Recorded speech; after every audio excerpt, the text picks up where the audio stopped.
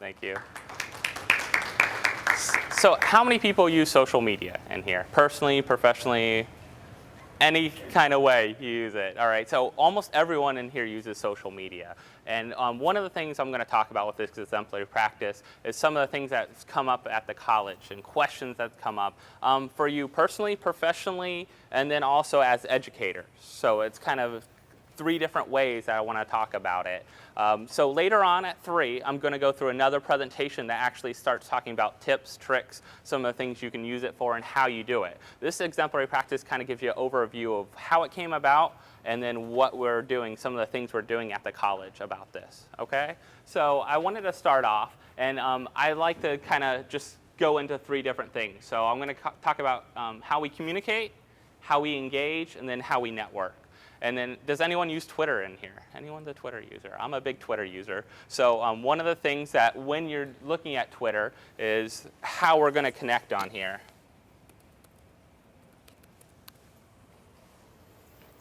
So when we look at this, we're going to talk about if you want to connect, use the hashtag. And if you don't know what a hashtag is, come to the 3 o'clock session this afternoon, and we'll talk all about hashtags.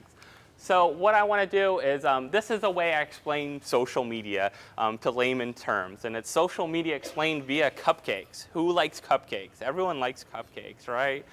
So if you think about social media, when you think about the different types of tools, this makes it a simple way to explain them. So if you're a blogger, WordPress, you're blogging about cupcakes. If you are on Facebook, you like cupcakes, right? Everyone talks about liking things on Facebook. Also, there's other things like Twitter is, at that moment, you're microblogging. So we're talking about eating cupcakes right now. And then there's all different other ones that you kind of go into. So when we look at these, we're thinking about how this provides an opportunity for us to connect. So social media really provides that opportunity for you to connect with other people. So think about how you connect. Now does everyone use it more as a personal tool, right? Everyone uses social media as personal tools, and it's a way to connect with others to kind of find out, hey, what's going on with my family or my friends or things like that. Now, how about professionally? If you think about it that way too, it's still a personal tool, but a professional tool, because you're still connecting with people. You're still networking with people. You're having that communication back and forth. You can't think of it as just a one-way street. It's a way to connect with a lot of people. So I wanted to kind of show you how much social media is growing. And it's amazing to see really how much it's growing with billions of content. 65 million people. 80% of Twitter users use it on a mobile device. Twitter has over 75 million users. They're adding 300,000 a day. If you look at things like YouTube and the amount that's going on there too, I hear it's about 24 hours every minute, or every hour is being loaded on there. So 24 hours of video is being loaded. So it's all this content's coming along and coming at you fast. And this is just some of the ways that it's going. Facebook usage is up 40% from last year. You have 120 friends on Facebook. Probably most of you, right, have at least 120 more, But that's the way you connect with people and get their information. So when we talk about communication, it's really the human connection. So it's a way, the key to personal and career success is communication. When you get a job, when you get a network with people, when you talk with people, you're communicating with them. Social media is another realm of communication. And it's a communication that's not just a fad anymore. So you have it, you have that ability to communicate. You have that ability to really reach into people's lives. And you can reach in and you decide how much too. And that's one thing with social media is you have a choice. How much is open, how much is closed, and who sees it? And that's something you need to learn about. And that's some of the things we talk about as I go through some of the presentations to different people around the college, around other organizations. I presented a couple times at AFC before on networking and things like that. And it's important to figure out where do you want to communicate. But that personal relationship's important, right? Everyone's career, what do they say? It's not What about careers? It's what you know is who you know. So what you know is who you know. So that's important because it is that connection. When you apply for a job, when you go out there, it's how they remember your name. It's how they know you. But also people are looking at how they're finding out information about you too. Wouldn't it be great for an employer to find a lot of good information when they do a Google search on you? Have you ever done a Google search on yourself? How many people have done a Google search on themselves? How many people have Google Alerts set up on themselves? I'm the only one. I set up a Google Alert, so when my name comes up online or in an article or a blog or a mention somewhere, it pops up. Because people are looking for you online a lot of times in these search committees and different things like that. So it's important to think about your online presence. Do you want to have online presence or do you not? Is it beneficial to have it when they're looking for you in jobs? If they're trying to find something, I'm an instructional designer and I also teach. So I'm a adjunct faculty. So when you have that ability, when I apply for another job, they can go out and look at me and type me online and find my blog and find that I talk a lot about instructional design, I talk about innovation, I talk about all these different things. Well, that's a great thing to sell. So you become a brand yourself. So the biggest thing is experimentation. So you have to be willing to experiment with social media. When you think about these experiments and ideas, that's how it starts. And I started small. I started, I was always on it personally. So I remember being, on the MySpace days, which are gone. And that's something you have to think about is things evolve and change. But that connection is always changing. But I decided to do a blog. Why did I do a blog? Because my students wanted to get some information, keep that information. After they left, they wanted to connect and still get advice on what to use for their technology in their classroom, their future K through 12 teachers. Other things, always different people are asking me, oh, what's the app you use for this? What's this? And this was a great way for me to put that out on there, is have that on my blog and be able to have a Facebook page. I decided to use a page, and I'll talk about pages and groups later this afternoon. But the pages and groups idea is, are you a brand or are you just trying to get a group of people together and things like that? I use Twitter, and people say, well, I don't get Twitter.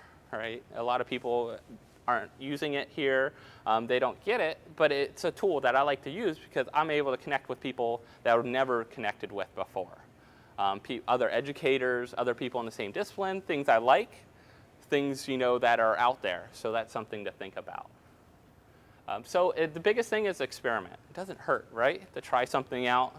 And that's where it kind of started with me. And it started growing the conversation with other faculty, with other people at the college, what happens. So these are all kinds of different things. So when we start looking at it, you're going to see ways to connect. So of course at AFC, you're able to connect with people. Maybe you have a Facebook page or a Facebook site. Maybe that's a way that you can communicate back and forth. Other information, you're able to do social good. So I've helped before spreading the word, right? Social media is a great way to spread the word about something. So we talk about social media and social good, getting that out there. And also sharing, pictures, sharing family, sharing friends. So ideas, a great thing, a lot of people say, oh, I follow you on Facebook. I know what's going on in your life. And that's good, too, because I don't get to connect. Even at our own college, we're so spread out, and we see each other so few times sometimes. It's a way to still kind of keep that connection, that bond. Oh, I see how your son's doing. It's great to see pictures of him and see how he's grown and things like that. So the social good aspect, it's amazing. How many people have, liked something or shared something or asked for donations on social media now? So it's a way to spread the word about a cause, right? You're seeing a lot of it about, right now, the political time. So everyone kind of has their own political talk and things like that on there. But think about just the social good aspect, how many people you're reaching. Before you had to go door to door, or you had to go to each person's office and kind of say, hey, I'm doing this cause. What am I doing it for? So it's another way to kind of connect with people and share a cause that's important to you. And you're also able to just get information. Find out information about events going on, things happening in your life, connecting those different ways, communicating with people. So a great quote by Confucius, and it says, "You cannot open a book without learning something." And that's true, right? We're all learning something. Social media is another way to learn things from other people, from things that are shared by people that have great ideas, people that learn about something new. So a lot of information is getting out there, and it's a great way for you to connect and get it. So the idea of social learning is that learning takes place within a social context, right? You learn from your other people. That's how you learn, right? You either are reading a book, or you're learning from someone that's teaching you something, or somehow in some way you have that social theory. So those that learn from each other, it's a great way to share what's out there and what's happening. And if you think about brands, when you think about advice, if I come up and tell you the best cheeseburger I ever had is at this restaurant, you're probably going to want to check out that restaurant, right? If you like cheeseburgers, anyone a cheeseburger fan in here? If you're a cheeseburger fan and you want a really good restaurant, I'll say go to the Rusty Spoon downtown Orlando and check out their restaurant. And you say, wow, and I'll show you a picture of this big juicy hamburger I've just eaten too, all right? So, but how about if that brand shows their commercial and they have a big juicy hamburger and say, come eat ours is the best burger in Orlando. Who are you going to believe? You're going to believe me, and that's true. So think how big that is sharing those kind of things. You can crowdsource. It's the idea of getting information and sharing something and saying, is this a good idea or is this not a good idea? Also, you could say, who's someone that has a repairman that fixes, air conditioning? Who's your AC guy? And you ask, and people tell you, oh, I've worked with this company. It's been really great, and you're going to take that advice from your friends, other than these commercials you see on TV or these pages you might have liked and ads that are coming up. So I've done lots of different presentations, and that's one way that helps people learn. I like to share what I know and share what I learn from my own experimentation, right? I had that experimentation. I tried this, I tried that. I know what I like, what works for me. But you have to do it on your own. So these are a couple different ones that I've done. We're doing this one now. So this I presented at the Joint Commissions meeting. So we talked about the social media. But I've also done a lot on millennials and connecting with students. And that's an important part to me. And that's part of this presentation, is looking at ways faculty can connect with students. But also your colleges are connecting. How many people, everyone's college has a Facebook site. Guarantee everyone's college has a Facebook site. Why do they have that? That's where the students go. For the students go. And it's free, it's almost free advertisement if you think about it, but it's a way for people to connect. And I think it took a little while for colleges to get how it works, because people were starting to ask questions on there. People were saying, oh, hey, what's this happening next semester, or I'm new to the area, I want to be able to connect. Is there any apartments in the area or something like that? So people started asking questions and trying to connect.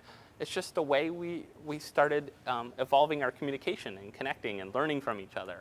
So this is one of the ways. Actually, I just did a presentation recently at Sloan C, which is our International Conference on Online Learning.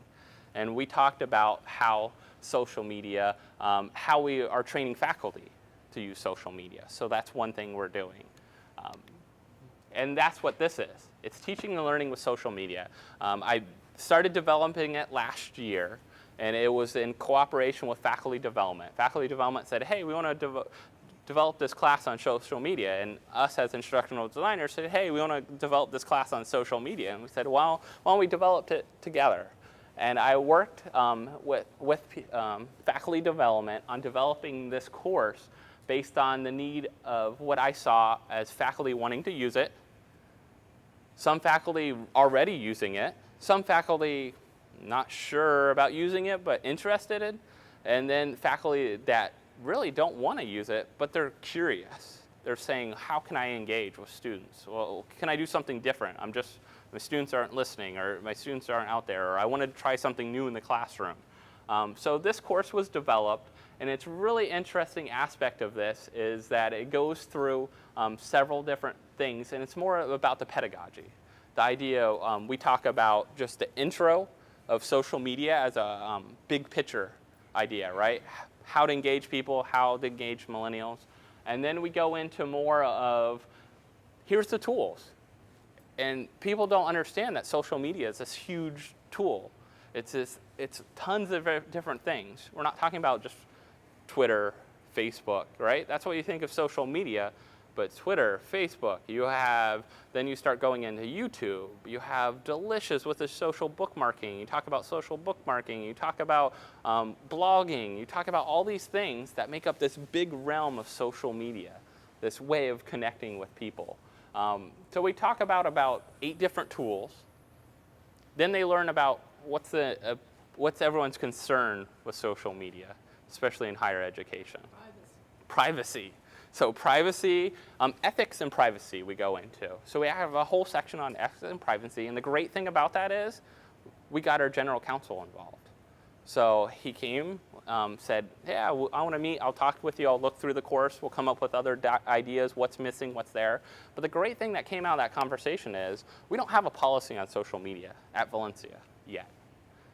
But the idea is we don't need a policy as general counsel is looking at it right now, until it's determined that like faculty and staff and that really say it's needed, because it's covered under so many of your other policy and guidelines. You have things about how you use computers, you have things about classroom, all those different things, the way you communicate with people, things like that, are all in all kinds of different policies already.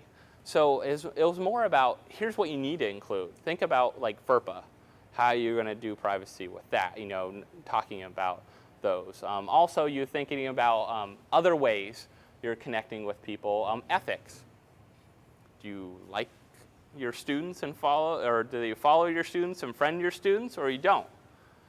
And it was kind of a thing where you have to say, if you do friend your students, you have to friend all your students. That's your choice. You can't say, well, I don't want to friend you. I want to friend you, because then it becomes just like in a classroom. If you said, well, I'm going to give you special time to meet with you, but I'm not going to meet with you, then that comes that conflict. So we talk about that, and then they finally make a plan and a project, and they say how they're going to implement it. And it doesn't mean they have to make an activity. That it could be a communication. It's something they're trying, but it's the whole learning aspect. We actually are starting part 2 soon. And I'll talk about that in a few minutes. But any questions about anything as I go along, feel free to stop me too. Is that course material available to other people to use? Right now it's not, because I developed it through faculty development and with them, but it's all in SoftChalk, so I have that available up there. So when I talk about this a little more, we'll go into it. But yeah, right now, I don't have it available for everyone to use. But you see this is only 6 PD hours. It's all online. We do it as a 2-week course, so it's a little extended now from a 2-week course. We kind of add a little buffer in it. People said it was going too fast through and wanted some time to process some information and get that discussion. It's amazing the discussion that happens in this course, because most of the things are discussions. And the first discussion is always really amazing what's happened. So these are the areas that we talked about, that I just talked about what social media is all about, the tools, legal and ethical best practices, and then integration, how they're going to integrate it into the classroom. And it's part of our digital professor certification. So it's really interesting for people to kind of check this out and have this available to them. It's been full every time, and it's usually full about 2 months beforehand. So, and these are some of the surveys. So if you're looking at survey information, it's important, right? Get feedback on what's going on with the course. And this is probably why I've really wanted to submit this as exemplary practice, because it's going great. Overall, the course is 94% rated the course at 8 and above, so a 1 out of 10 scale. It's 8 and above, 94%. The rest had at least 5 and above, but 8 and above, 94%. Lots of different positive comments. I think this is great about the course navigation, the linking, the connecting with colleagues. Those are all things that are important, right? As faculty, staff, and working on that. And the outcomes, how the positive, they felt like they had that positive feedback and were able to reach all the outcomes. So I love quotes. So I took some quotes from the different people that took the class. The ideas from this instruction exceeded my expectation. I have learned so much. That's great to hear. And these are the things you want. I didn't realize how much I didn't know about social media, and it also gave me concrete examples. So sometimes people think they know a lot about social media, and it's such a big realm that you really expand upon it when you start learning more and delving into it. It did exactly what it promised. It taught me how to use social media in the classroom. And then this is my favorite one. This course enlightened my narrow mind in learning more about the potential including social media in the classroom. Isn't that great? Someone came in with the thought of, I don't even know if I want to do this, and started thinking about it and thinking about the possibilities. And that's some of the things I work with, too. So these are some of the ideas from different faculty. Amanda Kern is one of our faculty members that a big component of social media, and through her tenure process has kind of reached out. And I like this because she's reached out not to just faculty and students, but reached out to the community. She teaches graphic technology, so you're talking about graphic design, websites, and all those kind of things. Well, it's important that in her discipline that they know about social media, because the jobs they're going into, they want that as part of their resume. They want them to have a good working knowledge of it, what's going on with it. 80% of them said that she surveyed said they actually checked their social media presence online before they hired them too. So they're looking at what you're doing online, what's happening, and it's the same for a lot of jobs. Colin is one of our computer programming professors, and he's looking at Google Hangouts. And I'll talk about Google Hangouts in my other presentation, but this is, the idea is he's hanging out with all his students and they're programming and they're working as a group, and if they have questions, he can kind of chime in and talk with them, or they can just sit there and plug away and work. But it's a way of connecting and communicating. Joel over here is using Twitter as a way of communicating with students, problems, questions they have, sharing YouTube videos of what is the big concern, who has something, a question on something. So we're learning a lot. Mm-hmm.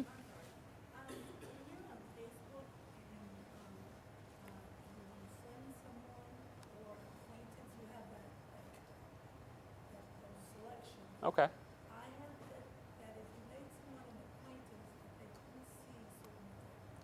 Well, you have a couple different abilities, and it depends on how you set up your Facebook. There's lots of different privacy settings, lots of different ways. You can you can actually kind of subscribe to someone, and someone can subscribe to you and just get your public updates.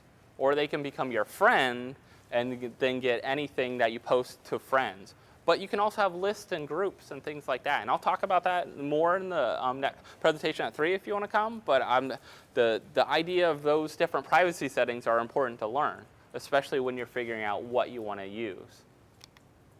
So we're learning a lot, right? We have a lot we're learning. You feel like your brain's going to explode right now, maybe. Don't worry, because at the end I have lots of different information, and I'll post it also on my blog. So professorjosh.com, I'll have it out there, and you could download this presentation if you want, and get all these links and all the things I'm going to talk about at the end too. So when we talk about connecting and networking, the way we meet the world is through other people. And that's so true with social media. Is you can learn a lot about the world around you and about different things through connecting with social media. So this is one of those ways that we can actually start looking and networking. So, and this is a quote that I actually just kind of came up with, is networking in the 21st century is all about understanding who you're networking with and how they like to prefer, what they prefer. And I've had conversations about this. I might prefer being connected this way. So how many people like a phone call? Okay. I hate phone calls usually. I'd rather, it depends on how the situation is, but sometimes I'd rather not have a phone call. I hate calling customer service and waiting online and waiting to talk to someone. I'd rather find a way to go online and just do it really quick and do it maybe even a chat or something like that. It just depends, your preferred. Sometimes I might like that phone call. You have to figure out what's the best way. Someone might like Twitter. Someone might like Facebook. Someone might like an email. Someone might like a handwritten note, and those different things connect with different people different ways. So you have to find out what medium they prefer. Some people might just like a text instead of a phone call. Just text me about that information. Students especially, just text me that, or send me something, or send me a message this way. I don't want you to call me on the phone and talk with me and have to go through that spiel. It just really depends. This is something I have actually offered to groups of people. So I've offered this networking in the 21st century. I've done it here for AFC last year. I've also done it for students. So I've done it and I'm going to do it for our staff next semester. I'm going to do a couple webinars for staff about networking, and it's important to understand how social media and networking works. So that's part of this. What we're doing is we're looking at all these different tools and how they connect and how you work, but it was really great to work with a lot of students on this. So I was able to talk with groups of students in our link programs. So they have classes that are combined, and they are able to come and view this presentation. So this works for anyone. It works for everyone. It works for anyone that's looking for a job, not looking for a job, looking just a way to network, connect with people. So that was something I offered the staff, worked with other groups, and also worked with students. One way I connect is using the hashtags and the idea of the hashtag. So I talked about this a little bit early on. So if you follow Twitter, you can, of course, post at Professor Josh if you wanted to. That would reply to me if you want to just reply to me. But you can also use a hashtag. And a hashtag is a way to connect. So if I post the hashtag SMEDU, that was one way to connect with people on there. And you also can look at that's an easy way to get into the same term and bring up everything. So if you noticed at the conference yesterday when in the room, they had a screen that had different tweets going on, and it was bringing up everything with the hashtag. So it's a great way at a conference to meet other people that you might not see or network with, and you could talk with on Twitter. Twitter chats is another way. I'll talk a little bit more about these later, but the idea of a Twitter chat is simultaneously talking. So it's almost like a chat room kind of thing, but you're posting questions, you're networking with people online through Twitter at that time. So it's a way to meet new people that same interest as you. Also, the hashtag is the same idea at a conference, or there's might be certain ones for education, like the hashtag EDTECH, so EdTech is a big one that a lot of people post ideas about EdTech stuff. Like, here's a link, here's something I learned, here's something that's going on. So now I just wanted to talk about real quick what's next. So now we've developed all these different things. What's really next? So this past year, they've developed a new course for our CGS program, CGS course. But I think a lot of students will start wanting to take this course too, figuring out where they want to go with their jobs. So it's a social networking for job search. It's a 1-credit course, totally online. And this is looking at credit for students to be able to figure out how they use the LinkedIn, what kind of social media presence, social networking presence, how can they use that to their advantage to find a job. Also looking at staff development. So next semester we're offering 2 webinars for staff on networking in the 21st century. I think it's important to learn about how you can use these tools to network, maybe build your network, communicate with people. And then also teaching and learning social media part 2 actually starts tomorrow for me. I've developed this, and this is more going into the tools. So we're going to actually focus on 4 tools called Twitter, Facebook, Google+, and Pinterest. We're going to focus on those 4 tools and actually use them in the class and learn more about those 4 tools, and then they're going to develop some kind of activity to be able to engage with their class with those. So this is the part 2. So it's being asked for, it's being talked about. So this was important to us. So, as this focuses and goes on, we're looking at, how that experimentation starts working.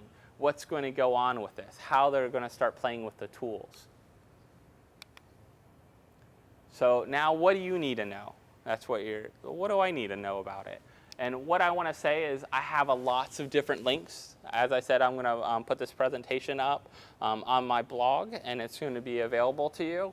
And you can download it, and then you can click on all the links and go through the links and see different things. So I try to give, what is a Twitter chat, how to run a Twitter chat, what are some guidebooks for different uses, how to connect with me, what's the difference between pages and groups. I wanted to provide all these for you so you could learn on your own too and go through a lot of these. So I'll talk about Delicious, which is social bookmarking, blogs, and then various other tools that you have available for you. So I kind of wanted to give you some key takeaways too. So you have some takeaways after this, not just talking about the exemplary practice, what we're doing at Valencia to look at social media. So are you ready to get connected? Who's ready?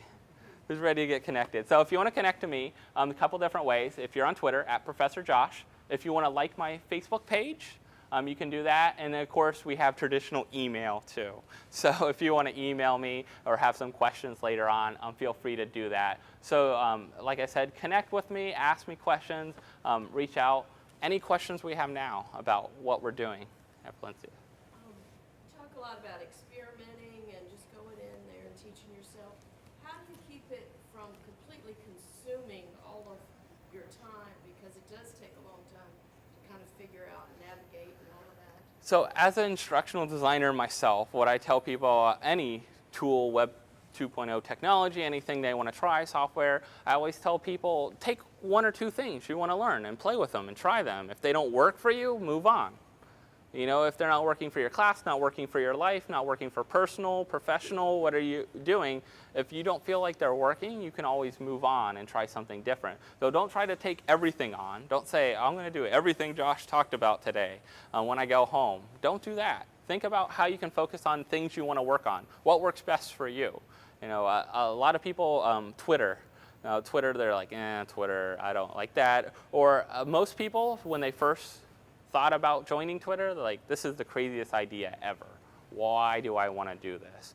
And the real focus is then you start using it and understanding how it works. And it takes a little while to get the gist of how something works like that, how you connect with people, putting some effort into it. You have to put some time and effort into these things, just like anything else you would want to do. If you want to do something well, you have to put time into it. So if you want to learn more about social media and connecting and getting that, you really have to put your time and effort into it. Any other questions? Well, I'd like to thank you. And if you want to learn some more about some tricks and tips and things like that, that's my presentation at 3. It's going to be talking about social media. It's here. Talk about some of this stuff a little bit, but really I'm going to talk about some really cool tips and ideas and things you can use. Since we do have a little bit more time, could you talk about hashtags a little bit? Yeah. So if you're wondering about Twitter and hashtags, so the conference is a great example of a hashtag. So I'm going to go back here. So a hashtag is really all it's doing is putting everything together in one area. So it's a way to search. So if I click on that hashtag, if I go ahead and I see this hashtag, it turns into a link. And all it's doing is searching everything with that hashtag. So it's searching it, making it easier to connect and communicate. So even if I don't follow you or you don't follow me, I can click on this hashtag and see who's all posting in that area. So I can see who's all posting to the AFC 63 hashtag. That's why conferences use it, because it's one way to kind of put everything together. And you could even take that information later on and decide to publish it out. Like you could put it like, oh, here's a record of everything we talked about. And that's really how the Twitter chat idea works too. You use a certain hashtag during that time and communicate, and everyone can read it, and I don't have to follow you, but I can learn about someone new. So it's just a way to kind of, it's almost a tag for searching. That's what a hashtag is. Add it on to your tweet. Yep, you add it on the end. So at the end, if anything I post with AFC 63, if you actually search for that too, you'd find everyone, and you'd find my tweets and anyone else's tweet at the conference with that hashtag that uses that. That's for Twitter, and actually it'll work for Google Plus too if you use that. A lot of people don't use that. I'll talk a little bit later on about that, but it won't work for like Facebook. And Facebook is also privacy. The Twitter, how I have mine set up, is public. So So whatever I tweet, everyone sees. And I always say, you know, whatever you're going to post, even if you think it's private, you post whatever you want out there. You want to post that you think anyone will read, because you never know who will see it and share it or things like that. So you know, anything you're posting on social media, be aware that you want just anyone to read it. That's how I kind of think about things. Anything I post, I would let anyone read anyways, even if they weren't, you know, my friend. At Facebook, yeah, it's Facebook/Professor Josh is my page. You can like and you can contact me there too. All right. Well, thank you. Thanks, everyone.